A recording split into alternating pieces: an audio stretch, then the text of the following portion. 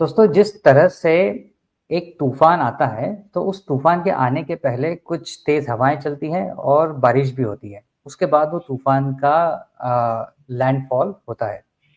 उसी तरीके से अगर हम देखें, तो डोनाल्ड ट्रंप तो यूं तो अपना राष्ट्रपति का कार्यकाल शुरू करेंगे 20 जनवरी 2025 से, पर उससे रिलेटेड जो असर है वो दुनिया पर और खास तौर पर पाकिस्तान पर दिखने लगा है। अभी हाल ही में अमेरिका ने पाकिस्तान की 4 कंपनियों पर प्रतिबंध लगाए, और वो कंपनियां वो थी जो पाकिस्तान के मिसाइल प्रोग्राम को रन करती हैं। आज इन्हीं चीज़ों पे बात करने के लिए हमारे साथ महेश जी हैं, और महेश जी को जैसा आप सब जानते हैं, बड़ा अपना ज़बरदस्त यूट्यूब चैनल चलाते हैं, अग्निपथ विद महेश। और ख़ास तौर पर पाकिस्तान से रिलेटेड मामलों में बड़े अच्छे इनकी जानकारियाँ होती हैं और बहुत जानकार हैं। तो सर, आज आपने समय दिया इस टॉपिक पे बात करने के लिए, बहुत-बहुत धन्यवाद। आपको शुक्रिया राहुल भाई बुलाने के लिए। तो सर, जैसा मैंने अभी कहा कि जिन अमेरिकी प्रशासन ने 4 पाकिस्तानी कंपनियों को प्रतिबंधित किया है, और जो मिसाइल प्रोग्राम से रिलेटेड ये कंपनियां हैं, तो क्या इस बारे में थोड़ी और जानकारी आप कुछ बता पाएं? राहुल भाई, ये देखिए, पहली बात तो ये कि अमेरिका का एक ऐसा प्रोग्राम है कि जिसमें वो प्रोलिफरेशन को लेकर लगातार प्रतिबंध लगाते ही रहते हैं। तो उसमें ऐसा नहीं है कि पाकिस्तान के साथ इस तरह के प्रतिबंध लगना कोई नई बात है। पिछले 2021 से अगर आप देखिए तो कम से कम ये चौथी छठी बार लग चुके हैं इस तरह के प्रतिबंध। बराबर। इस बीच में नॉर्थ कोरिया पर, बेलारूस पर, अगेन बेलारूस कोलैबोरेटर है पाकिस्तान के साथ में इस तरह के प्रोग्राम्स में, स्ट्रेटेजिक और जो बैलिस्टिक मिसाइल्स बनाने के प्रोग्राम में। चाइना, इनकी कंपनीज में भी इसी तरह के बैन्स आए हैं। So much okay. सो कि एक इंडियन कंपनी पर भी बैन आया है, अगर आपको याद हो। ओके। तो वो भी इसी पीरियड में ही आए हैं। तो जी। ऐसा नहीं है कि ये कोई अनोखी या नई बात है, लेकिन ये इस बार जो बैन लगे हैं वो बड़े टारगेटेड जैसे लग रहे हैं। ऐसा हम्म। नहीं लग रहा है कि ये सब कुछ जो है वो कोई ऑफ हैंडेडली ऐसे कर दिया गया है, मगर इसमें जो चीजें, कुछ चीजें हैं जो बड़ी इंटरेस्टिंग है। हम्म। इंटरेस्टिंग ये है कि अम, ये ऑलमोस्ट बाइडेन एडमिनिस्ट्रेशन जो कि सरकार चल रही है, जाने वाली है, दिनों की मेहमान है बेसिकली, जी। और ट्रंप बराबर। को अभी आना है। तो लोग इस पर सवाल ये उठा रहे हैं कि आखिर एक जाती हुई सरकार को इस तरह के प्रतिबंध लगाने की क्या जरूरत थी, जबकि आने वाले दिनों में ट्रंप भी ये कर सकते थे। तो भाई, बराबर। आपको ऐसा क्यों कि आप 2 हफ्ते 3 हफ्ते का इंतजार नहीं कर सकते थे? किस बात की हड़बड़ी थी? नतीजा हम्म। इसमें ये भी निकाला जा रहा है कि संभव है कि जो अमेरिका है वो आने वाले ट्रंप प्रशासन को संकेत देना चाह रहा है कि इस दिशा पर काम करने की जरूरत है।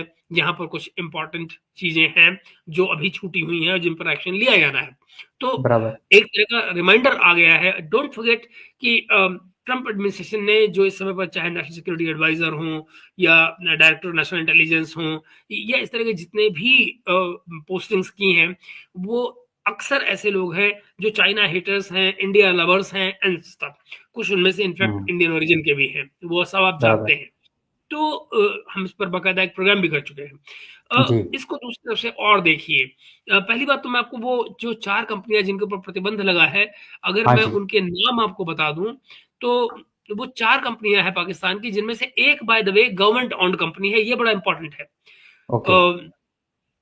National right. Development sir, complex उसके बोलते हैं पहले इसको। आप आगे बढ़ें, मैं ये कहूँगा कि जो व्यूअर्स हमारे साथ जुड़े हुए हैं, वो भी अगर हम्म, क्वेश्चन पूछना चाहें तो वो भी पूछ सकते हैं, हम उनके क्वेश्चंस को भी आंसर करेंगे। जी सर। जरूर। तो एक जो सरकारी संस्था है जो पाकिस्तान की गवर्नमेंट के अंडर काम करती है, इनफैक्ट उनकी जो एटॉमिक जो जो डिपार्टमेंट है उसके अंदर काम करती है, एटॉमिक, तो ये है कि नेशनल डेवलपमेंट काउंसिल, इसको नेशनल डिफेंस काउंसिल भी कहा जाता है। तो आप हम्म। किसी भी तरह से देखिए, जो उसका एक्रोनिम बनता है वो एनडीसी बनता है, तो बेसिकली हम उसको एनडीसी एनडीसी बनता है। कहेंगे, नेशनल डेवलपमेंट कॉम्प्लेक्स। वह वो उस पर बैन लगा है। ये इस्लामाबाद में बेस्ड है। ये जो कंपनी है, कंपनी इनकॉर्पोरेटेड है। ये सारी कंपनियां जनरली अराउंड 95 96 उस टाइम पर आई हैं हम्म। एग्जिस्टेंस में। तो हम्म। ये इस्लामाबाद में है एनडीसी। और इसने अक्वायर किया है जो जो जो इनके लॉन्ग रेंज मिसाइल्स के लिए जो कुछ भी मिसाइल प्रोग्राम को डेवलप किया है वो इसी ने किया है। अब तक ये लगभग 100 के करीब मिसाइल्स जो हैं ये बना चुके हैं, ओके। छोटे बड़े मिसाइल्स तरह तरह के, जिसमें अच्छा मगर इस समय जो उनके ऊपर बैन लगा है वो इसलिए लगा है कि उन्होंने एक स्पेशल व्हीकल चेसिस जो है वो बनाई, या अपने अक्वायर की, जिसकी इंटेंशन है यूज करने की as launch support equipment ballistic okay. Missiles के लिए या मिसाइल टेस्टिंग के लिए। उसको बेसिकली एक टेस्टिंग के लिए व्हीकल की तरह से इस्तेमाल किया जाएगा, and that is why the ban has come into force on this. United states कहता है कि एनडीसी जो है वो जिम्मेदार है पाकिस्तान की जो बैलिस्टिक मिसाइल्स हैं उनको डेवलप करने का के लिए जिम्मेदार है, और स्पेशली जो शाहीन सीरीज इनकी आई है 1, 2, 3 उसके लिए वो जिम्मेदार है। अगेन ये बैलिस्टिक सारी शाहीन सीरीज जो है वो बैलिस्टिक मिसाइल्स हैं। अगली कंपनी है Akhtar and sons private limited. अब जैसा ही नाम बताता है प्राइवेट लिमिटेड उसकी एंटिटी है तो वो प्राइवेट कंपनी है। ये कराची में लोकेटेड है पाकिस्तान, एंड एनडीसी के साथ में काम करती है और इनको एक इक्विपमेंट्स की पूरी रेंज सप्लाई करती है जो long range ballistic missiles programme में काम आती है। ओके। तीसरी तीसरी है जी एफिलिएट्स इंटरनेशनल। ये भी कराची बेस्ड कंपनी है, अगेन प्राइवेट कंपनी है। याद रहे 4 में से 3 कंपनियां प्राइवेट हैं और जो मेन कंपनी है वो एनडीसी है जो कि गवर्नमेंट ऑन कंपनी है। तो एफिलिएट्स इंटरनेशनल जो है वो कराची बेस्ड है पाकिस्तान में, और उसने प्रोक्योरमेंट ऑफ जो मिसाइल एप्लीकेबल आइटम्स हैं एनडीसी के लिए वो अक्वायर की हैं, और all this is in support of all this is in support of I'm sorry there was a phone call, Pakistan के बैलिस्टिक मिसाइल प्रोग्राम को। रोड्स जो एक चौथी कंपनी बनती है वो है रॉकसाइड एंटरप्राइजेस। रॉकसाइड एंटरप्राइजेस भी कराची बेस्ड है और इसने ये एनडीसी के साथ काम कर रही है for the supply of equipments to Pakistan long range missile programme. तो ये हैं वो 4 कंपनियां मित्रों जो जिन पे बैन लगाया गया है। अब हम चलते हैं आगे। सवाल ये है कि आखिर क्यों ये टाइमिंग चुनी गई, नंबर 1। नंबर 2 कि दरअसल रीजंस क्या हो सकते हैं जो मेन स्ट्रीम में डिस्कस हो रहे हैं, जो मेन स्ट्रीम मीडिया में डिस्कस हो रहे हैं, मैं उन पर बात नहीं करूंगा क्योंकि वो आप डिफरेंट एंगल से पढ़ रहे हैं। मेरा अपना एक टेक इसके ऊपर जो मैं आपके साथ शेयर करना चाहता हूं। मेरा ये मानना है कि जो अमेरिका है वो इस बैन के जरिए दरअसल वो एक ग्लोबल पॉलिटिक्स कर रहा है। जो जियो स्ट्रेटेजी है, ग्लोबल स्ट्रेटेजी जो है उसकी, उसको यहाँ पर वो प्ले ऑन कर रहा है। मैं बताता हूँ वो कैसे। जब वो ये कहता है कि पाकिस्तान के ये मिसाइल्स अमेरिका को हिट कर सकते हैं, दरअसल उसके मायने ये नहीं है कि वो अमेरिका की मेन लैंड को हिट कर रहे हैं। उसके मायने अमेरिका के इंटरेस्ट से है कि वो अमेरिका के इंटरेस्ट को हिट कर सकते हैं। अमेरिका के इंटरेस्ट कहीं भी हो सकते हैं। अमेरिका के इंटरेस्ट साउथ एशिया में हो सकते हैं, मिडिल ईस्ट में हो सकते हैं, मिडिल ईस्ट में हो सकते हैं, यानी इसराइल में हो सकते हैं। इसराइल अब जरा सोचिए, इसराइल इस वक्त क्या कर रहा है? हमास खत्म कर दिया गया। किसने खत्म किया? इसराइल। हिजबुल्लाह खत्म हो गया। किसने खत्म किया? इसराइल। अगला कदम क्या उठाना चाह रहा है? आप जरा याद कीजिए, जब हमास के ऊपर इसने आक्रमण किया था इसराइल ने और खत्म करने का प्रोसेस शुरू किया था, तो उसने क्या कहा था? उसने कहा था कि हमास और हिजबुल्लाह ये पूंछ है एक सांप की जिसका फन ईरान है। बराबर। अब आप इसको आगे देखिए, इसी कड़ी में आगे आप देखना और सोचना शुरू करिए तो आप पाएंगे कि हमास खत्म, हिजबुल्लाह खत्म, यानी पूंछ खत्म, बचा क्या? फन। फन कहाँ है? ईरान में। ट्रंप एडमिनिस्ट्रेशन आ रहा है, वो किसके खिलाफ है? ईरान के। ईरान पर अगर अब बात जाती है और ईरान पर किसी तरह का पुश किया जाता है इजराइल की तरफ से, तो जरा सोचिए परेशान कौन होगा? परेशान होगा पाकिस्तान। आप पूछेंगे क्यों? पाकिस्तान परेशान इसलिए होगा क्योंकि अगर ईरान गया तो अगला टारगेट पाकिस्तान हो सकता है। पाकिस्तान होगा। डोंट फॉरगेट कि नेतन्याहू ये कह चुके हैं और इससे पहले भी इजराइल के लीडर्स टाइम एंड अगेन कहते रहे हैं कि पाकिस्तान के न्यूक्लियर एसेट्स हमारे लिए एक खतरा है। बराबर। और पाकिस्तान में इज़राइल को लेकर कितनी हेट्रेड है, ये किसी से छिपा हाँ, हुआ नहीं है। एग्जैक्टली। तो और क्योंकि अगर वो आप तो इस बात उन्होंने पाकिस्तान के पासपोर्ट पे ही लिखा हुआ है कि ये इजराइल के लिए वैलिड नहीं है। जी, तो ये सिलसिला जो है, वो हालाँकि इसके बावजूद पाकिस्तानी वहाँ जाते हैं। हम्म। पासपोर्ट पे उनका वीज़ा स्टेपल होता है, तो उसके हम्म। साथ जाते हैं। तो ख़ैर, वो एक अलग इश्यू है, हम उस पे कई बार बात कर चुके हैं और आगे भी कर सकते हैं। मगर अभी हम जो बात करना चाह रहे हैं वो ये कि इस केस में अब ज़रा हम्म। गौर कीजिए कि उस फन की तलाश में अगर इज़राइल ट्रंप के आने के बाद 20 तारीख के बाद में कुछ पुश करता है ईरान पर, तो आप ज़रा सोचिए कौन परेशान होगा? पाकिस्तान। इसलिए नहीं कि अगला टारगेट उस पर है। अगर उसका उसका अगला टारगेट मान लीजिए कि वो मानता है कि मेरे लिए खतरा हो सकता है, इन्हें पाकिस्तान के लिए अगर खतरा हो सकता है, तो पाकिस्तान क्या करेगा? पाकिस्तान ईरान के साथ जाकर इज़राइल से लड़ाई नहीं करेगा। हम्म। वो इज़राइल को वहाँ पर रोकेगा, ईरान को सपोर्ट करेगा सो दैट इज़राइल ज़्यादा से ज़्यादा समय तक ईरान में ही एंटेंगल्ड रहे, एंगेज्ड रहे। बराबर। क्यों एंगेज रहे? क्योंकि जब तक वो वहाँ एंगेज है, पाकिस्तान सेफ है। पाकिस्तान से है, सही बात है। ठीक है ना? अब आप इसको देखिए, तो दैट मीन्स कि वो कैसे सपोर्ट करेगा? वो पाकिस्तान ईरान को मिसाइल टेक्नोलॉजी दे सकता है। हम्म। मिसाइल, यू नो, अब आ गया ना, तो प्रोलिफरेशन वाला सिस्टम आ गया ना। तो अगर ये बराबर। बना बराबर। सकता है तो प्रोलिफरेशन भी होएगा, क्योंकि वो उसकी अपनी जान के लिए बनी हुई है।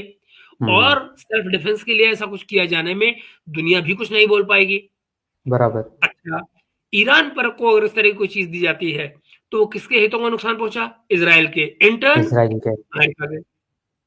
हम्म। क्योंकि इज़राइल में अमेरिकन इंटरेस्ट शामिल है। वहाँ बराबर। पूरी एक जीवित लॉबी है जो अमेरिका में काम कर रही है, राइट? ये है वो सीन। इसको इस पृष्ठभूमि में देखिए कि दरअसल अमेरिका जो कर रहा है, वो कहीं और मार रहा है, उसका निशाना कहीं और है। This is hmm. How it is working. बराबर। ये और और अमेरिका ने ये भी इस पूरे दौरान ये भी कहा था कि जो पाकिस्तान के जो मिसाइल प्रोग्राम है वो लगभग पूरे भारत को कवर करता है। तो उन्होंने अगर भारत की बात करी तो एक तरफ जितना डिस्टेंस पाकिस्तान के एक कोने से भारत के अगर अरुणाचल तक है उतना ही डिस्टेंस पाकिस्तान का इजराइल की तरफ भी है। तो मतलब वो बेशक। एक सर्कुलर रेंज में वो बात तो भारत की कर रहे थे और उनका इनडायरेक्ट इंडिकेशन इजराइल की तरफ भी था। बात इतनी नहीं है राहुल। इसके डिफेंस में जो पाकिस्तानी जो बात कहते हैं, वो निहायती फूहड़ है। पाकिस्तानी ये हम्म। कहते हैं कि आप ये ना देखिए कि हमारी मिसाइलों की रेंज कितनी है, आप ये हम्म। देखिए कि हमारे मिसाइलों का रुख किधर है। हम्म। यानी कि हमारा टारगेट तो हिंदुस्तान की तरफ है, तो आप इजराइल बराबर। या अमेरिका को क्या खतरा हमसे हो सकता है? हम्म। मगर जब मिलिट्री स्ट्रेटजीज बनती हैं दोस्तों, तो मिलिट्री स्ट्रेटजी ये देखकर नहीं बनती है कि आपकी नीयत क्या है। आप बराबर। मिलिट्री स्ट्रेटजीज ये देखकर बनती हैं कि आपकी कैपेसिटी क्या है। एग्जैक्टली। क्योंकि नीयत बदल सकती है, हम्म। कैपेसिटी बनती रहती है। अगर कैपेसिटी है तो नीयत कभी भी बदल जाएगी कुछ और करने की। तो आप पॉसिबिलिटी ये लेकर चलते हैं कि अगर इसकी कैपेसिटी ये है, तो फिर वो चेस बोर्ड हुआ ना। आप जब वो मान लीजिए कि आप चेस बोर्ड पर बैठे हुए हैं घोड़े की चाल लेकर, तो ये कोई जरूरी नहीं है कि ढाई कदम आप इस साइड चलेंगे या इस साइड चलेंगे। आप बैक में भी चल सकते हैं, आगे भी चल सकते हैं, टेढ़ा भी चल सकते हैं, सीधा भी एग्जैक्टली। चल सकते हैं। That is how it works. तो आप बेसिकली स्ट्रेटजी पर जब काम कर रहे हैं, तो आप you will have to look at all possible options, and that is what US is doing right now. सही बात है। तो सर ये तो अभी हम लोगों ने देखा कि जाते जाते बाइडेन एडमिनिस्ट्रेशन ने ये स्टेप लिया। तो इसी तरह के स्टेप है, इसके और ज्यादा स्टेप्स ट्रम्प एडमिनिस्ट्रेशन आने के बाद और भी ज्यादा हो सकते हैं। डेफिनेटली हो सकते हैं, specially in light of Iran.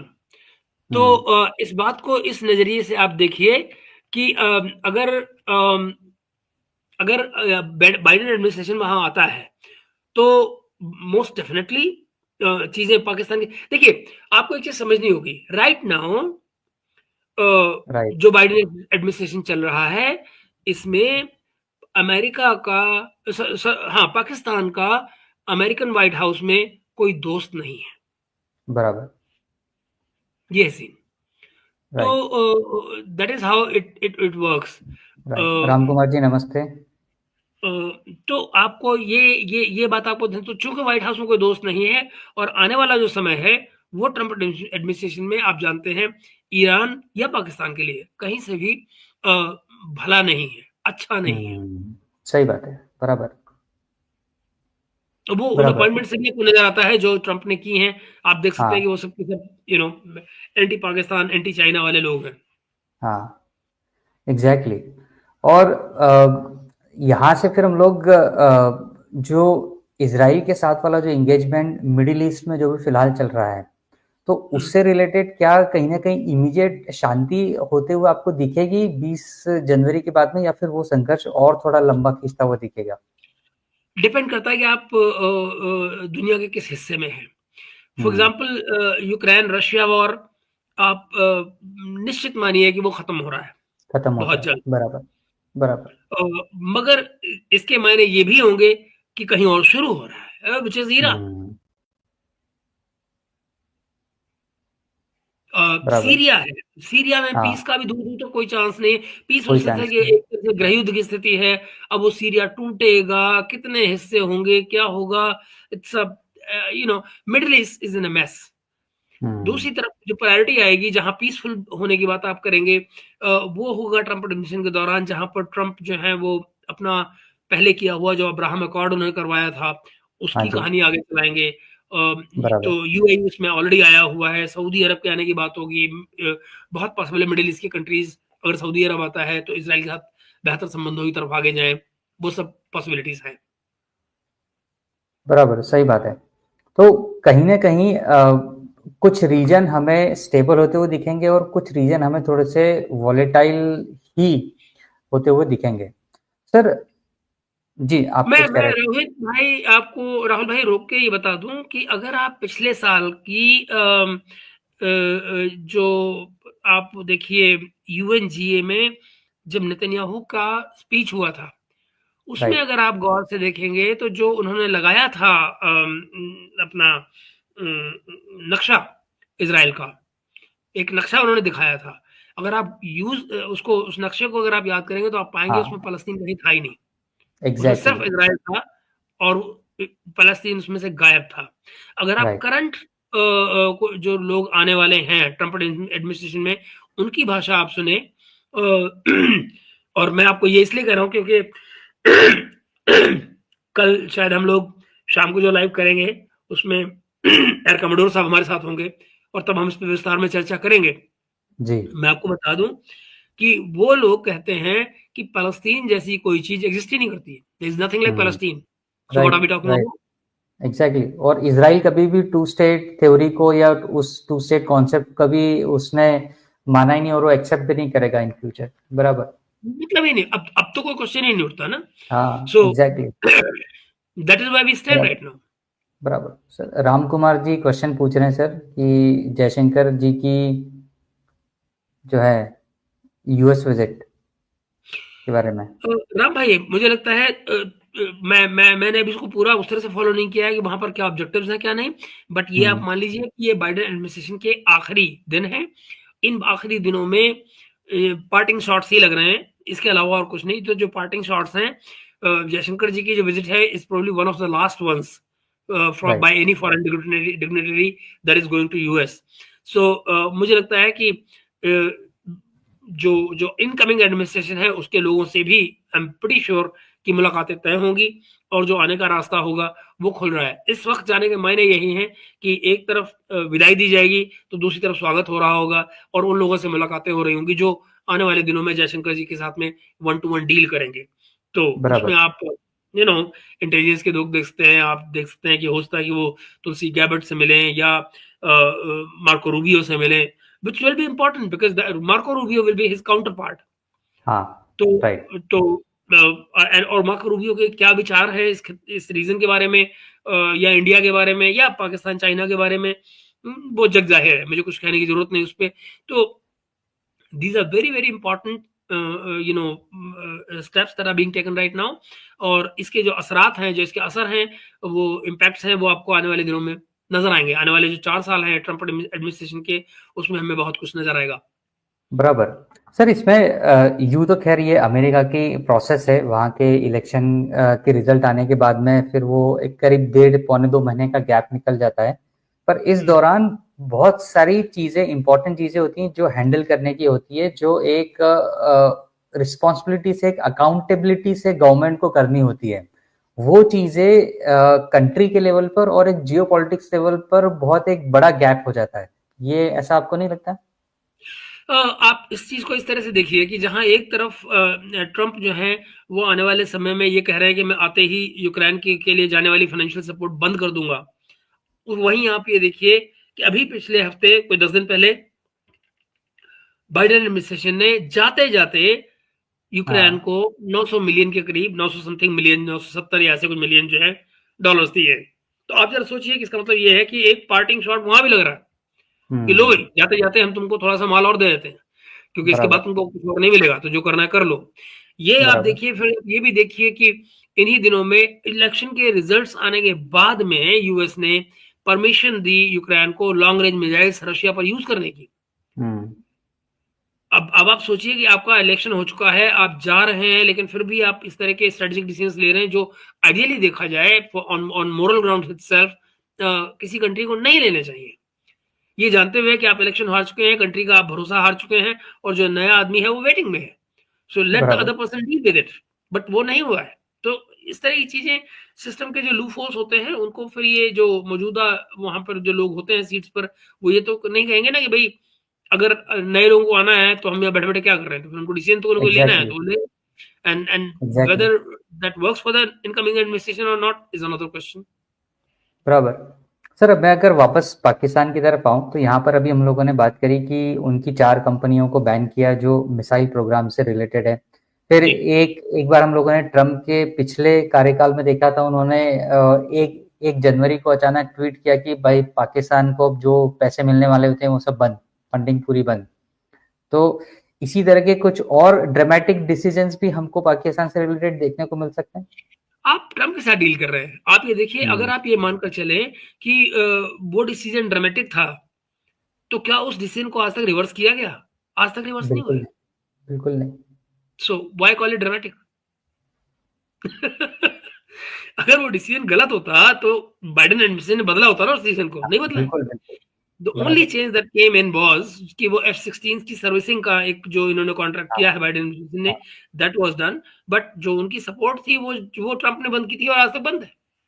Hmm, exactly, जो ह्यूमैनिटेरियन एड है यूएसएआईडी हाँ, की, वही आ हाँ, रही है, बाकी तो कुछ नहीं आ रही है। हाँ, कोई आइडिया नहीं। बराबर, बराबर, और जो बिल्कुल सही। स्ट्रेटेजिक रिलेशंस हैं, वो तय हो चुके हैं कि वो भारत के साथ रखना चाह रहे हैं। हुँ, आज की तारीख में पाकिस्तान ये कहता रहता है कि हम लॉन्ग टर्म अलाय हैं, हम नॉन नेटो अलाय रहे हैं, बट ये सब पास्ट है। जो जो ब्यूटी होती है ट्रांजैक्शनल रिलेशंस की, राहुल भाई, वो यही होती है कि डील खत्म, पेमेंट खत्म, बात खत्म। Then you can't go exactly, back to. Exactly. तो और रही बात, अगर हम थोड़ा-सा एक आखिरी सेगमेंट में इमरान खान के ऊपर बात करें, तो हम्म, इमरान खान का जैसे हम लोगों ने पिछले कॉल में भी एक बार बात की थी कि उनका भविष्य अब अंधकार में है, वो अब बाहर आने की उनकी कोई गुंजाइश, कोई चांसेस नहीं लगते हैं। स्पेशली जब ट्रम्प आ जाएँगे तो उसके बाद तो और भी नहीं लगेंगे। तो ट्रम्प ये आए या एक ना आए इसका कोई हाँ, मतलब ही नहीं है। Imran Khan is not coming out, exactly, not in a way as जिसमें कि वो पॉलिटिक्स में दोबारा एक्टिव हो पाए, एटलीस्ट इन नियर फ्यूचर और फोर्सबल फ्यूचर। बराबर। वो मेरा आज भी यही मानना है कि he is gone for good. Hmm. Absolutely. Sir आज आपने आपके समय दिया और इन चीज़ों को बताया, समझाया और बड़ी ही बारीकी से इन चीज़ों को समझाया, स्पेशली जो आपने उन 4 कंपनियों को लेके बात करी, किस तरह की वो कंपनियाँ हैं, क्या काम करती हैं और फिर उसके बाद में आपने जो छोटी-छोटी, बारीक-बारीक चीज़ें मिडल ईस्ट से रिलेटेड भी बताई, वो भी बड़ी इम्पोर्टेंट थी। सर जाते-जाते कोई व्यूअर्स के क्वेश्चन है, हम लोग वो देख लेते हैं। राम भाई एक और हम्म, क्वेश्चन पूछ रहे हैं। हम्म,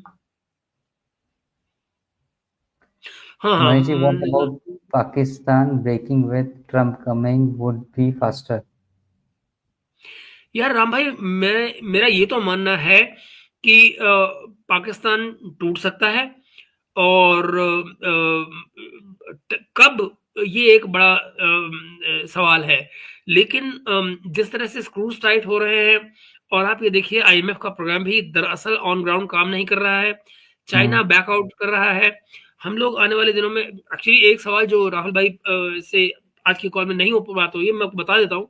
आप ये भी मत भूलिए कि जो जिस सेकंड स्ट्राइक कैपेबिलिटी की बात हम पीछे कर रहे थे, आई थिंक राहुल भाई के प्रोग्राम में ही कर रहे थे, तो वो चाइना ने पाकिस्तान को देने से मना कर दिया है। यानी ग्वादर को ये जो लेना चाह रहे थे उनसे, उसको उन्होंने मना कर दिया है।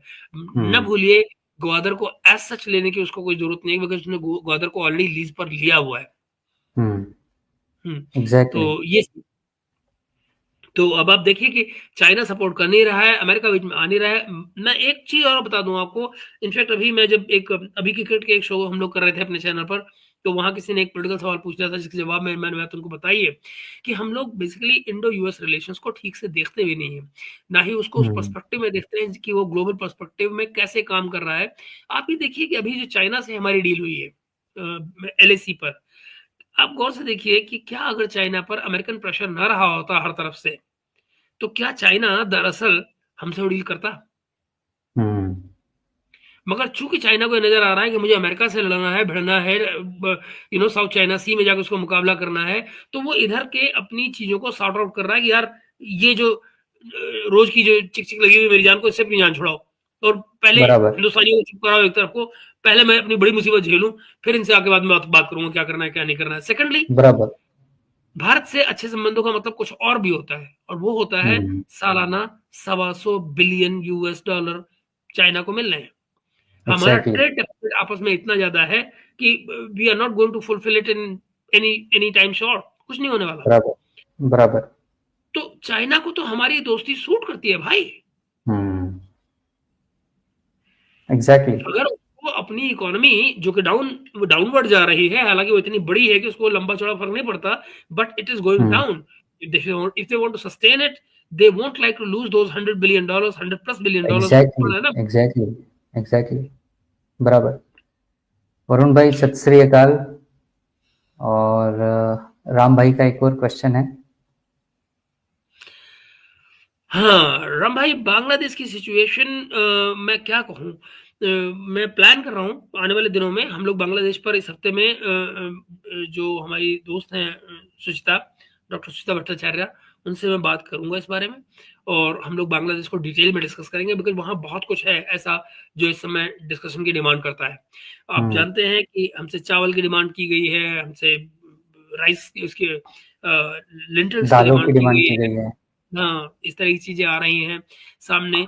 बांग्लादेश की सिचुएशन खराब है, बेहतर नहीं हो सकती है, उसकी सपोर्ट को कोई नहीं आने वाला, एक्चुअली कोई सपोर्ट कर नहीं सकता है। जो हमारे नॉर्थ ईस्टर्न स्टेट्स हैं वहां पर जो बदमाशी करने की बात कर रहे हैं, ये गंदगी डाल रहे हैं। Basically all Bangladesh can do is गंद पाओ, वो जो पंजाबी में कहते हैं कि वो गंद डालने की कोशिश कर, गंदगी फैलाने की कोशिश कर रहा है, इसके अलावा कुछ नहीं। उसको लगता है कि मेरी there is only one value for Bangladesh, and that is nuisance value। तो भारत को उसे ज्यादा एंटरटेन करने की जरूरत है नहीं, because it's a question of time. ये उसी तरह से चुप होकर बैठ जाएंगे। एक समय पर आपको याद है ये मालदीव वाले कितना उछल रहे थे? Exactly. At times, as a big country and as a powerful country, you need to have patience, keep watching, staring, and that is good enough। हम अगर हर बात को वायलेंटली मिलिटरीली सॉर्ट आउट करने की कोशिश करेंगे, it will hurt our own economy, which we don't want to do. Right. और sir एक और चीज है, मालदीव वाले केस की अगर बात करें तो भारत ने ऐसा कुछ ज्यादा रिएक्ट वहां पर किया नहीं। और क्या होता है, sometime best answer is no answer. तो वो एक बड़ी we did give an answer in terms of कि जहां वो मरे जा रहे थे, वी सपोर्टेड देम। पानी, अब चाइना से पानी लेकर आओगे क्या? We send them water, drinking water. तो मेरा कहने का मायने ये है, कभी कभी दोस्ती की जाती है, कभी कभी दोस्ती और भरोसा खरीदा जाता है। In case of Maldives we bought it, in terms of Sri Lanka we bought it. Exactly. ये बहुत इंपॉर्टेंट बात बोली आपने। सर अभी बांग्लादेश से रिलेटेड ही बात चली तो एक और चीज अभी मैं आपसे इसी कंटिन्यूएशन पूछता हूँ। बांग्लादेश ने शेख हसीना को भी वापस भेजने की बात करी है, हम्म, तो हम्म। उससे रिलेटेड क्या क्या व्यूज हैं सर आपके? कुछ भी नहीं। वो हम्म। वो ये कुछ भी, मैंने कहा ना, न्यूसेंस वैल्यू है, आप कुछ भी बोलते रहिए। वो डिमांड कर हम्म। रहे हैं, कब नहीं डिमांड कर रहे थे?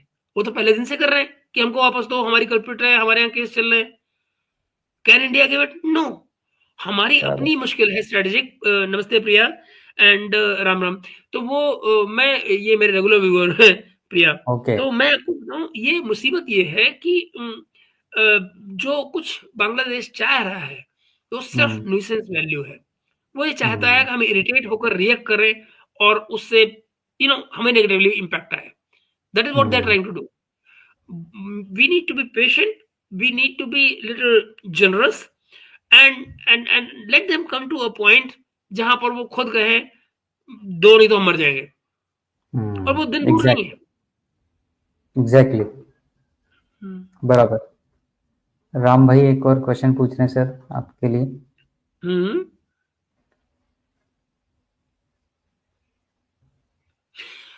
आई थिंक मैरीटाइम बॉर्डर आप कहना चाह रहे हैं राम भाई, हाँ मेरे और टाइम। उस मैरीटाइम बॉर्डर से आपके मायने ये है कि हम कहीं वो शायद बांग्लादेश वाला जो इलाका है उसकी बात आप कर रहे हैं। हम्म। हम्म। लेट अस सी। क्योंकि अगर हालात वहां जाते हैं, अभी वो मुझे लगता है वो टाइम दूर है, उन लाइंस हम्म। पे सोचने के लिए वो टाइम दूर है। मगर हाँ, बराबर। आपको अपने ऑप्शंस, जैसे मैंने कुछ देर पहले कहा, शतरंज है, आपको अपने ऑप्शंस तो हम्म। दिमाग में रखने ही पड़ते हैं कि अगर कोई वहां पर खाना खाली होगा तो आप उसको बीट करेंगे या वहां पहुंचेंगे। एग्जैक्टली तो exactly let's see. Exactly. But that's another option, why not? Right. Priya ji का एक क्वेश्चन है सर। हम्म। पाक सोसाइटी में लेफ्ट आइडियोलॉजी का क्या है? अब नहीं है प्रिया, ये हम्म। आइडियोलॉजी वो फैज़ के बाद से जो चली आ रही थी। फिर इधर खैबर पख्तूनख्वा की तरफ का जो इलाका है उसमें एएनपी इनकी एक पार्टी है, तो एएनपी थोड़ा सा लेफ्टिस्ट हुआ करती थी। वो अब बचा नहीं है। एएनपी के लोगों को मार दिया गया है, ज्यादातर लीडरशिप को मार दिया गया है। और अब मार मार के एएनपी को भी ऐसी हालत में ला दिया गया जहां पर वो बेसिकली यू नो एक एक लीन सी वॉइस रह गई है, उसमें कुछ दम नहीं है, जिसमें left hmm. Left has left Pakistan. Exactly exactly. Hmm. विराम Mahesh Singh. ji, will attack on Adani be reduced through toolkit because he has offered to invest 100 billion? You say, I don't know which toolkit you're talking about, Ram bhai, but हम्म। ये जो billions आ रहे हैं, मुझे लगता है कि वो Trump की तरफ को ज्यादा है। तो बाय द टाइम ट्रंप आएगा, ये जो ट्रांजैक्शनल लैंग्वेज जो होती है, ये ट्रंप को समझ में आती है, ये बाइडेन को समझ में नहीं आएगी। राइट।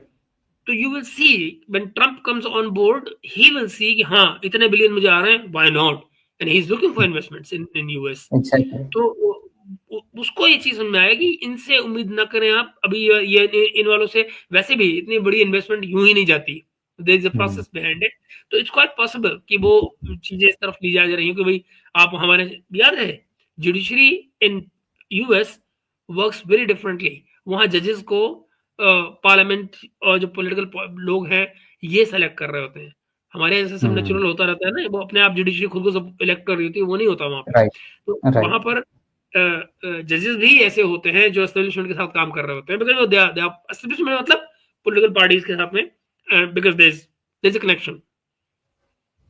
राइट। तो देयर आर रीजंस जब ट्रंप के लगाए हुए जो जजेस थे, और आपने बाद में देखा कैसे उनको रिलीफ मिला था जब वो पकड़े जा हम्म। रहे थे बार बार। तो it happens, hmm. There are right. People in the system. या जी बताएं आगे क्या है। प्रिया प्रिया जी पूछ रही हैं सर। ओह, हाँ, हाँ। प्रिया, मैंने जो जो जो इन्फॉर्मेशन मेरे पास है वो ये कि रफली 300 किलोमीटर्स का एरिया है जो उन्होंने कैप्चर किया हुआ है। हम्म। बहुत सारी उसमें फेक न्यूज़ भी आ रही है, to be honest to you. Okay. मगर ऐसा भी बहुत सारा इलाका है, स्पेशली जो त्रिपुरा वगैरह के जो अखबार हैं, वहाँ से आपको रियल न्यूज़ मिल सकती है। मैंने कुछ 2 दिन हाँ पहले शायद अपने चैनल पे भी बात बोली थी। एग्जैक्टली। आपकी और मेरी तो बात हुई थी कि हाँ, जो इंडिया के नॉर्थ ईस्टर्न स्टेट्स है वहां पर जो लोकल मीडिया है वो जो चीजें पब्लिश कर रहा है वो हुँ, एक्चुअल बांग्लादेश के वहां की ग्राउंड वो सिचुएशन या है। हिंदुस्तान टाइम में नहीं आ रही हैं, बिल्कुल, या टाइम्स ऑफ एग्जैक्टली। इंडिया में। तो एग्ज़ैक्टली। हमको वहाँ थोड़ी-सी आँख रखनी होगी। बाय द वे कल रात को प्रिया मुझे अगर आप 9 बजे के आस-पास का जो जो प्रोग्राम होगा, कल वो लाइव नहीं होगा, या लाइव की तरह से भी होगा तो भी वो रिकॉर्डेड है बेसिकली, क्योंकि मैं 4 बजे रिकॉर्डिंग कर रहा हूँ उनकी डॉक्टर भट्टाचार्य के साथ में, संचिता के साथ में, और वो बेसिकली इसी के ऊपर है, जो अरकानस आर्मी वाला जो जो गेम है। उसमें हुँ, रोहिंग्यास का भी बड़ा सारा आपको इम्पैक्ट नज़र आएगा, उसकी हिस्टोरिकल बैकग्राउंड नज़र आएगी कि भई वो कैसे यहाँ पे आए, आपको उसमें ब्रिटिश रोल भी नज़र आएगा कि ब्रिटिश पीरियड से कैसे उसका कनेक्शन बनता है। So you will have a lot of material tomorrow at 9 o'clock to on this subject. बराबर। जी। राम भाई का एक क्वेश्चन है फिर से। क्या है, Mahesh ji, could we see more border changing in this Trump presidency near Bharat? हुँ, मुझे लगता नहीं यार, टू बी ऑनेस्ट मैं बताऊँ, इंटरेस्टिंग मैं क्वेश्चन। मुझे नहीं लगता। वो इसलिए भी क्योंकि जो ट्रम्प की प्रायोरिटी है वो फॉरेन अफेयर्स बहुत कम है। He hmm, is into America first mode. तो हुँ, वो उनके जो चेंजेस हैं वो आपको विद इन अमेरिका नज़र आएँगे, वहाँ पर आपको ज़्यादा चेंजेस नज़र आएँगे। Trump doesn't want to get involved into international affairs too much and बराबर। Not at this stage in any way. और जो बाकी वो इंटरनेशनल डील्स करते हैं, वो जनरली ट्रांज़ैक्शनल रिलेशंस पे जाते हैं। इसीलिए मैंने आपको जो अडानी वाली जो डील आप बता रहे हैं, जो विराम ने इसका ज़िक्र किया, तो that that makes sense to me because that's the kind of language he understands. Hmm, How will this Air Force equilibrium going to settle after 5th generation jet by Pakistan? Let us see. मुझे अभी तक बहुत substantial SU-57 को नज़र नहीं आया है। मुझे लगता है कि वो बात अभी तक कोई हमारे यहाँ से मूव हुई है। ये कहा जा रहा है कि J-35 जो है वो बहुत जल्द पाकिस्तान एयर फोर्स में आएगा, और उनके जो पायलट्स हैं वो ऑलरेडी चाइना जा चुके हैं ट्रेनिंग के लिए। ये सारी बातें हैं, बट आप ये भी ना भूलिए कि सोचने की बात ये होती है विराम भाई, कि आखिर 5th जनरेशन होता क्या है प्लान? और ये कहा जाना कि वो स्टेल्थ है और किसी रडार की पकड़ में नहीं आता है, ये किसने देखा एग्ज़ैक्टली। आज तक? क्योंकि चाइना का कोई जहाज जो है वो आज तक वॉर टेस्टेड तो नहीं है, वॉर बैटल टेस्टेड है ही हार्डन नहीं। तो नहीं है, बैटल टेस्टेड तो नहीं है। हुँ, राइट। जहाँ तक बची बात F-35 की, ये बड़ा इंटरेस्टिंग होगा। सॉरी, F-35 से मतलब कि कोई भी जो 5th जनरेशन एयरक्राफ्ट होगा, जब वो आएगा, तो देखने की बात ये होगी कि क्या हमारे यहाँ जो रडार्स हैं, वो उनके सिग्नेचर्स को पकड़ पा रहे हैं या नहीं? बेसिकली तो वो खेल आएगा अभी। मुझे लगता है कि अ, अगर वाक़ई में रशिया सीरियस है, तो probably it won't be a bad idea to go for it. Also because hmm, Russia is asking कि हम रुपए में पेमेंट लेने को तैयार हैं उसकी, राइट। एंड फिर 100% टेक्नोलॉजी ट्रांसफर। तो दे बराबर। दे अभी पुतिन आने वाले हैं भारत, और उससे पहले जो चीज़ें होंगी इंडिया और रशिया के बीच में, keep your I on this as will I, and हमको एग्ज़ैक्टली। ये आँख रखनी है, बिकॉज़ यहाँ कुछ होने वाला है। भारत के बराबर। लिए भी ये महत्वपूर्ण है कि हम अपनी सिक्योरिटी को निगाह में रखते हुए, स्पेशली पाकिस्तान पर निगाह रखते हुए इस चीज़ को गौर करें। डोंट फॉरगेट वन थिंग, ये जो हमने आज का सब्जेक्ट लिया है कि जो कुछ यूएस कर रहा है पाकिस्तान के साथ में, इसको इस लाइट में भी देखिए कि इनकी चाइना के साथ जो कोलैबोरेशन है, उसको भी हैम्पर करने की बात की जा रही है, हुँ, उसको भी रोकने की बराबर। बात हो रही है। तो इनको कहीं न कहीं बैकफुट पे तो लाना ही होगा। अब ये पाकिस्तान में जो आप हड़बंग मचा हुआ देख रहे हैं इस वक़्त, नहीं, नहीं हम पेट में पत्थर बाँध लेंगे, घास खा लेंगे, मतलब उसी का आजकल नया मुहावरा बदल गया है। आजकल हज़ार साल तक घास नहीं खाते हैं, आजकल पेट पे पत्थर बाँधते हैं। तो हम पेट में पत्थर बाँध लेंगे, लेकिन हम अपनी मिसाइल टेक्नोलॉजी पे कंट्रोल वो नहीं करेंगे। तो भाई तुम्हारे यहाँ जो रोटी खाने को नहीं होगी, हुँ? चाइनीज़ वाला चावल तुम खा नहीं सकते हो, जब खाने को कुछ नहीं होगा वहाँ पे, तो क्या न्यूक्लियर बम खाओगे? मिसाइल खाओगे शायद। एग्ज़ैक्टली। तो और जब और जब मुझे याद, सॉरी मैंने आपको बीच में इंटरप्ट किया, और जब मुझे याद है जब न्यूक्लियर बॉम्ब इनके बनाने की बात चल रही थी, तो ये कह रहे थे हम घास की रोटी खा लेंगे पर न्यूक्लियर बॉम्ब ज़रूर बनाएँगे, एटम बम ज़रूर बनाएँगे। तो जी। अभी भी नौबत अगर देखी जाए तो कंट्री की वैसी नौबत है। और रही बात जो अभी आपने कही, बिल्कुल चावल वैसे जाएगा। कौन खाता अभी है? एक बात बताओ, जब जिन लोगों ने ये कहा था, भुट्टो साहब जिन्होंने बात कही थी, आज उनके परिवार ने, भुट्टो खानदान ने पूरा सिंध अपने कब्जे में किया हुआ है। पूरे एग्ज़ैक्टली, पाकिस्तान की पॉलिटिक्स की ऐसी-तैसी कर रहे हैं। उनके परिवार में से कौन घास खाता है यार? बाकी पूरा पाकिस्तान तो घास खा ही रहा है। Exactly, exactly, exactly. तो कोई जो लोग ये स्टेटमेंट्स देते हैं वो अपने या अपने परिवार के लिए थोड़ी देते हैं। हाँ, बिल्कुल नहीं, वो तो जो बेचारी गरीब पाकिस्तान अवाम है उनके लिए है, वो तो बड़े अच्छे महलों में रहते हैं, विदेशों में रहते हैं बिल्कुल, और बस बिल्कुल। कुछ नहीं। उनके बच्चे एग्जैक्टली। विदेशों में पढ़ते हैं, मतलब हाँ, भाई वो क्यों नहीं उर्दू बोल पाता बिलावल? क्योंकि ये आ रहा ही नहीं, वो तो लंदन में पढ़ रहा एग्जैक्टली। था। हाँ? वो तो यहाँ आया है तो एग्जैक्टली। उसको बमुश्किल उर्दू सीखनी पड़ रही है। बारिश आता है, बारिश में पानी आता है, वो उसकी बात का लहजा है। बराबर। रिया जी पूछ रही हैं कि will Pakistan lose GSP plus status. Viram Singh करें, हाँ, विराम भाई पूछ रहे हैं। विराम सिंह करें। विराम भाई, लेट अस सी कि हाउ दे बिहेव। नजर ये आ रहा है दिन पर दिन with every passing day, EU, UK, US, सबके सब इनको प्रेशर डाल रहे हैं कि जो आपने ये 25 सभी लोगों को सजाएं दी हैं, ये फूहड़ है, बेवकूफाना है, गलत है, हम्म, इलीगल है। चाहे इस तरह की सजाएं यूके यूएस में दी गई हैं, मगर इन केस ऑफ पाकिस्तान, अच्छा, मगर मुसीबत क्या है, यूके और यूएस किसी से कुछ मांगने थोड़ी जा रहे हैं, हम्म, पाकिस्तानियों को तो मांगना है। तो जिनसे बराबर। आप लेते हैं, मांगते हैं, वो उनकी अपनी, उनके कहते हैं दे नो फ्री लंचेस, वहां स्ट्रिंग्स लगी होती हैं कंट्रोल करने के लिए। बराबर। वो ऐसे में कहते हैं कि भाई ये ऐसे नहीं, ऐसे। सही तो बात अगर है। ईयू ने कल कहा है कि भाई we can reconsider about GSP, then Pakistan को सोचना पड़ेगा कि क्या हम 10 से 15 बिलियन खोने को तैयार हैं। डोंट हम्म, फॉरगेट, पाकिस्तान की एक्सपोर्ट्स जो हैं वो उनकी फॉरेन रेमिटेंसेस से कम है। फॉरेन हाँ, रेमिटेंस कितनी है? 33 इस समय, राइट नाउ, लास्ट वाली जो साल की गई है। तो अगर, और इनके करीब जो ईयू में जो इनका माल जाता है वो रफली 10 to 15 के बीच में जाता है। तो are they ready to actually lose that market, is the right. Question. अगर पेट पे बांधना है पत्थर तो बांधो पेट पे पत्थर और ले लो पंगा ईयू से, योर चॉइस। मजे की बात क्या है, पीछे पीछे यूके और उनकी सबसे बड़ी मार्केट पाकिस्तान की अमेरिका भी खड़ा हुआ। So it won't come it solitary sanction, एक लगाएगा बाकी 3 फॉलो करेंगे, करा लो। बराबर, एब्सोल्युटली। तो सवाल बिल्कुल ये सही। है कि क्या पॉलिटिकली इमरान खान को छोड़ा जाएगा? That's another challenge. अगर छोड़ते हैं, प्रोबेबली इसको कन्विक्ट करके छोड़ेंगे, एंड इसीलिए हड़बड़ी में इसको मेरे ख्याल से मैंने आपको बताया था कि वो सजा टलनी है, तो मंडे को सजा टल गई हाँ, उसकी। हाँ। अब वो मेरे ख्याल से 6 जनवरी को या 2 जनवरी को या 6 जनवरी को अनाउंस हो रही है वो सजा, और आप हम्म, देखिएगा कि वो कन्विक्शन कर दिया जाएगा। कन्विक्शन के हम्म, बाद में फिर ये देखा जाएगा कि चीजें कैसे चलती हैं, और इमरान खान को फिर जो और केसेस नए दर्ज हो रहे हैं उनको मिलिट्री कोर्ट में ले जाया जाता है, क्या किया जाता है, वो सब अलग से चलेगा सिलसिला। क्योंकि ये जो सजा राइट, आ रही है 90 मिलियन के केस में आ रही है, जहां पर ये नैब का केस है, बेसिकली नेशनल अकाउंटेबिलिटी ब्यूरो का केस है ये, इसका मिलिट्री से लेना देना नहीं है। मगर केसेस चल राइट। रहे हैं अभी 9 मई वाले, वो अगर मिलिट्री कोर्ट में जाते हैं देन इशू है, वो बहुत बड़ा इशू है। एब्सोल्युटली। राम भाई पूछ रहे हैं so it means So it means Bharat could Bharat have would have some. open field like politics and international politics in Trump, could be in at least in this region, at least in this region.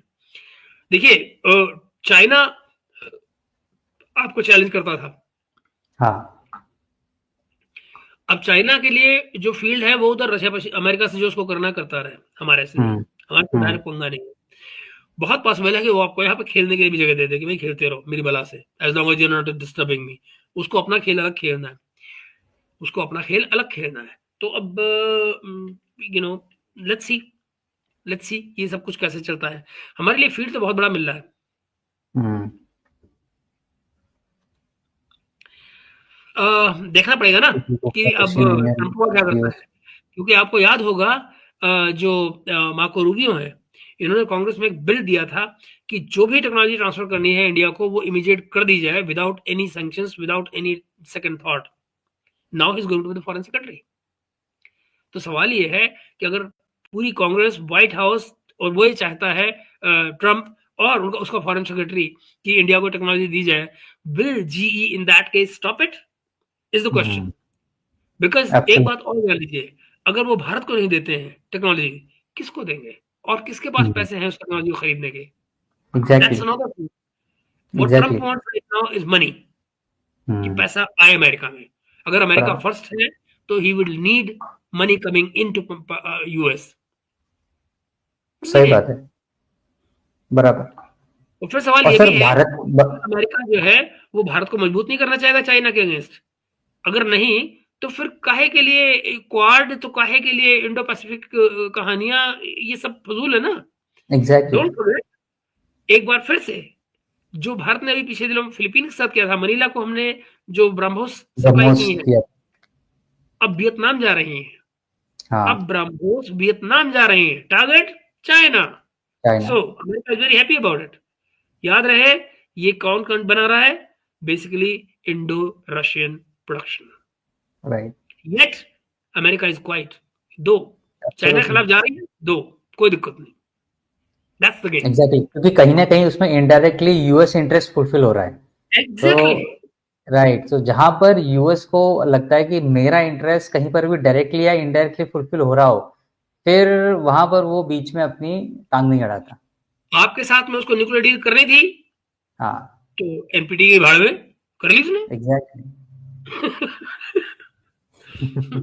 इसका एक और indication ये भी है राहुल कि भारत के ऊपर ये भरोसा कि हम पाकिस्तान नहीं है, एग्जैक्टली, वो ये कि हम सबसे ऐसा बड़ी कोई बात। काम नहीं करेंगे। ये भरोसा कि भारत जो है वो किसी पर जाके फालतू में अटैक करने नहीं घूमता। बराबर। पाकिस्तान बिल्कुल के सही अलावा बात है। हमको कौन है जो यहाँ पर ये कहता हो कि हम रीजनल हेजेमनी एस्टेब्लिश कर रहे हैं? कोई भी नहीं। बराबर। और भारत ने खुले दिल से, चाहे कोविड हो या पोस्ट कोविड हो, लोगों को फाइनेंशियली एंड अदरवाइज सपोर्ट किया है। हम्म। अफगानिस्तान से हमको क्या मिल रहा है? But we support them both in terms of food and otherwise. बराबर। प्रिया जी पूछ रही हैं सर यहाँ पर। हाँ सर, जो ऑफ 1947 के बाद भी राइट्स हुए, उसके बाद भी उन्होंने कंप्लीट पॉपुलेशन एक्सचेंज का ऑप्शन नहीं लिया। क्या ये प्रैक्टिकल नहीं था कि हमारे लीडर्स की लॉन्ग विजन नहीं रखते थे? अब प्रिया कहने में हिचक होती है, बट हमारे फोर फादर्स में वो जो कांग्रेस की पॉलिटिक्स को नहीं समझ पाए, तो नहीं समझ पाए, और उन परिणामों को हम आज भुगत रहे हैं। बट बराबर। अगर अगर पार्टीशन के वक्त ये पॉपुलेशन एक्सचेंज हो गया होता, frankly speaking I would have been very happy. हम अपने लोगों के बीच में होते, जहाँ कोई डिस्क्रिमिनेशन ना होता। हम अपने ही धर्म को मानने के लिए हमें कोई क्या कहते हैं वो जो मतलब ये कहे कि नहीं हम कम्युनल है, यू नो आपको अपनी ही रिलीजन, अपने ही फिलोसफी को फॉलो करने के लिए कम्युनल समझा जाए, ये कहाँ का न्याय है? आज आपने राजदीप को देखा, एक राजदीप का इंटरव्यू इंटरव्यू आज वायरल हो रहा है, जिसमें वो ये कह रहे हैं कि हाँ, हमारे कॉरेस्पोंडेंट ने हमें कहा, उस समय वो एनडीटीवी में थे, कि हमें बताया था उसने कि वो जी सेवकों की ट्रेन को कार सेवकों को ट्रेन में जला दिया गया है। तो उससे पूछता है वो कि भाई क्या आपने इसको किस तरह से रिपोर्ट किया, कि was it a terrible incident या इट्स अ कम्युनल इंसिडेंट? क्योंकि जिन लोगों ने जलाया था तो ऑब्वियस था किसने जलाया है। वो कहते हैं no, at NDTV we reported it as terrible incident, not as communal incident, although it was communal because it was done by a particular community that you know. So that is how we have committed errors of judgment, right. political mistakes, or for just to be happy calling ourselves secular. I'm just getting sick of it. जी। अम्बेडकर साहब तो हाँ, कहते ही रह गए complete population. Connection. अरे वही ना, प्रिया बिल्कुल ठीक बात कर रहे हो प्रिया, बिल्कुल सही।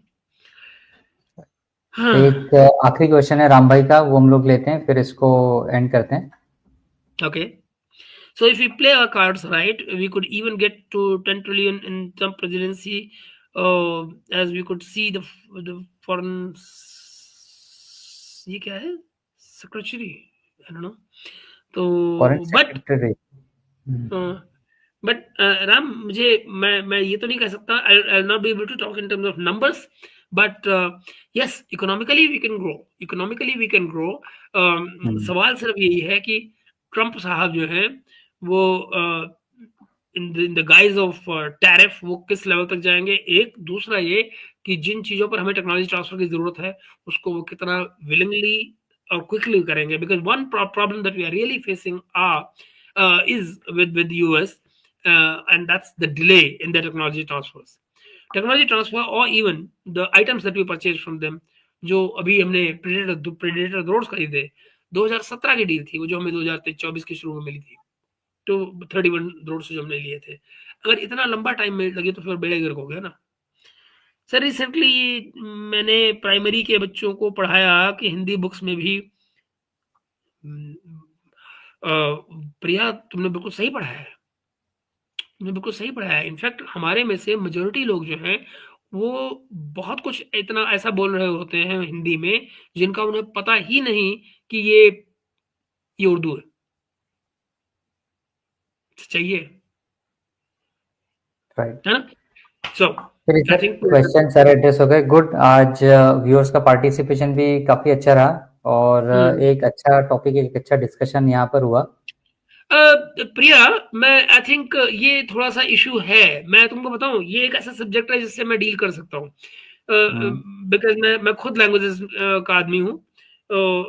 मैं आपको बताऊं, कोई भी भाषा सॉलिटरी तरीके से चलाए तो वो रिच नहीं बन पाती है। मैं आपको बताऊं कि अगर आप हिंदी में ही जाएं, तो मैं आपसे पूछूं, अगर आप आज हिंदी में कितनी वैज्ञानिक किताबें पाएंगे? और मैं एनकरेज करता हूं दरअसल कि हमको, अगर अपनी हिंदी में हम विदेशी भाषाओं को, विदेशी से मेरा मतलब मैं उर्दू को चाहे विदेशी ना कहूं, लेकिन ऐसी तमाम भाषाओं को, शब्दावली को, जो कहीं से भी आती है, मगर उसको इंपोर्ट करने में शर्माना नहीं चाहिए। क्यों नहीं शर्माना चाहिए? क्योंकि उससे आपकी भाषा रिच होती है। एग्जाम्पल, मैं आपको 2 एग्जाम्पल दूंगा। वेबस्टर, आप देखिए हर साल वेबस्टर का नया एडिशन निकलता है। इस साल इतने नए शब्द और जुड़ गए। अंग्रेजी को सारी दुनिया में महत्ता क्यों मिलती है? क्योंकि अंग्रेजी इतनी फ्लेक्सिबल है कि वो नए भाषाओं को, नए शब्दों को अपने अंदर आत्मसात करने में देर नहीं लगाती है। उससे वो भाषा महान बनती है, भाषा बड़ी बनती है, भाषा रिच बनती है। एक दूसरा एग्जाम्पल लीजिए, मैं आपको बताऊं कैसे उस भाषा का खेल कैसे होता है।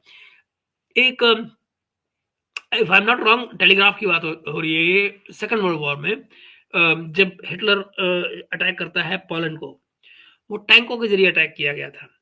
टैंक को जर्मन में कहते हैं पंसर। अब अगर टैंक के जरिए अटैक किया गया तो आप एक पूरी हेडलाइन लगा सकते हैं ये कहने के लिए कि German tanks attack Poland and do this that.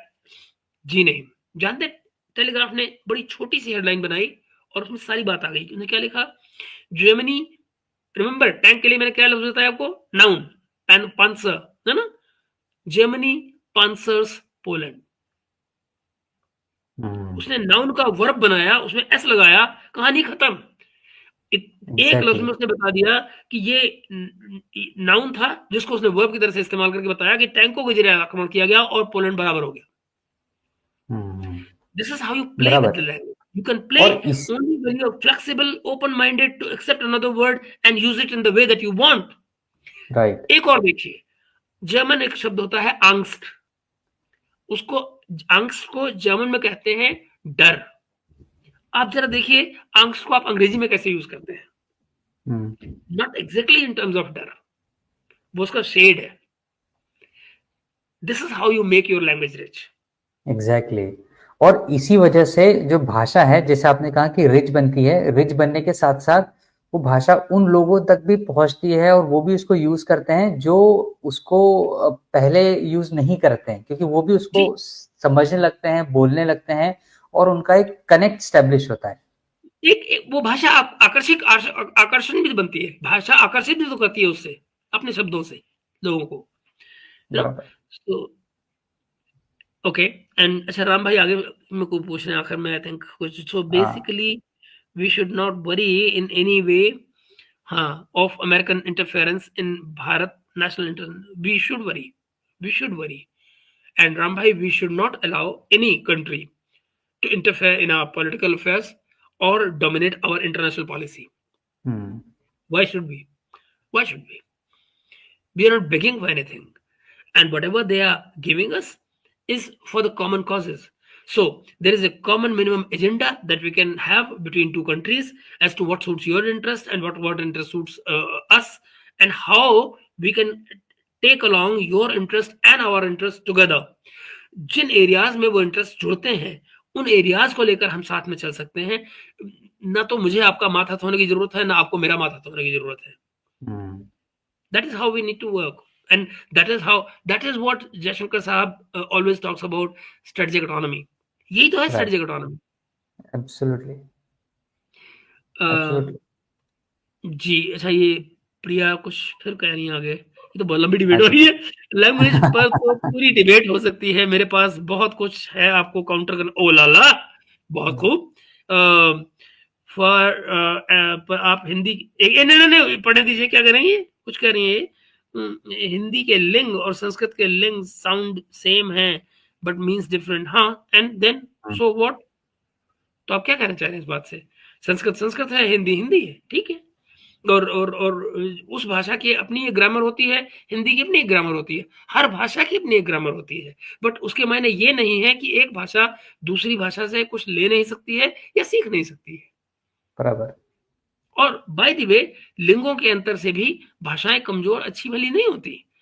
लिंगों के जो आधार हैं, अगर आप ये देखेंगे, आप ज्यादातर हिंदी नाम ले लीजिए, आप हिंदी के मेजॉरिटी नाउंस जो होते हैं, वो उनमें जैसे ही बड़े आ की मात्रा आती है, हम लोगों को स्कूल में नहीं सिखाया जाता है, ये विदेशियों को हम लोग सिखाते हैं, जब वो उनको हम विदेशी हिंदी सिखाते हैं कि बड़े आ की मात्रा अगर किसी नाउन में आ रही है, तो जो वर्ब है वो ता में आएगी, आ में आएगी, उसकी एंडिंग जो होगी वो आ में आएगी। चंदा, चंदा मामा उगता है, उगती है नहीं, क्यों? नाउन में आ एंडिंग है। यू नो, इसके एक्सेप्शन भी होते हैं, क्योंकि लैंग्वेज फैक्ट्री में नहीं बनती, तो हर एक भाषा में इसके एक्सेप्शन भी होते हैं। मगर अगर आप उन एक्सेप्शन पे ना भी जाएं, तो भी आप, ऐसा नहीं माना जाता कि आप वो लैंग्वेज नहीं जानते हैं। राइट। बड़ी बड़ी बारीक और इम्पोर्टेंट बात बताई सर आपने अभी यहाँ पे, ये इसका एकदम इतना ध्यान मैंने नहीं दिया था। तो चलिए सर, आज के डिस्कशन को यहीं पर विराम देते हैं। और बड़े ही अच्छे लोगों ने जुड़े क्वेश्चन पूछे और एक चर्चा को आगे बढ़ाया, तो सभी व्यूअर्स का बहुत बहुत धन्यवाद, और सर आपका भी और आपके समय का भी बहुत बहुत धन्यवाद। और फिर किसी इंटरेस्टिंग टॉपिक पर आपसे जुड़ के जरूर बात करने की कोशिश करेंगे। जरूर। Thank you so much Rahul, thank you so much for joining in, and thank you Priya, we can take on this discussion over email.